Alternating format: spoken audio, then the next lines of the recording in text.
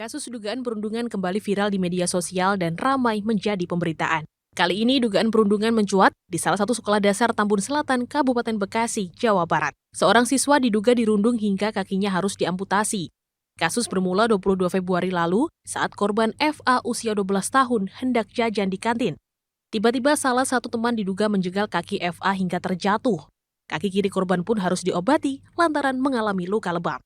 Namun pada Agustus lalu luka tersebut membuat korban didiagnosa menderita kanker tulang hingga harus menjalani amputasi. Kini FA masih menjalani perawatan di Rumah Sakit Darmais, Jakarta.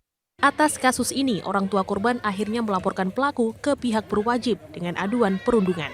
Namun pihak sekolah menilai apa yang dialami korban bukanlah tindak perundungan.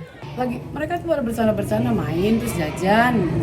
Jadi kalau untuk perundungan kayaknya kan terlalu jauh ya kalau untuk dirundung gitu kan kekerasan. Ini mereka tuh jajan bercanda. Nah, selengkatan kaki itu satu orang kepatir gitu jatuh. Nah itu.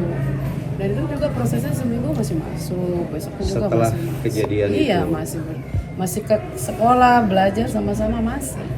Satuan Tugas Pencegahan dan Penanganan Kekerasan di Lingkungan Sekolah di bawah Dinas Pendidikan Kabupaten Bekasi mengaku sudah meminta klarifikasi pihak sekolah dan mendapati proses mediasi pihak korban dan pelaku belum menemui titik temu. Langkah-langkah yang memang ini menjadi tugas tanggung jawab sekolah. Nah, salah satunya tadi ada pendampingan, lalu memediasi dan sebagainya.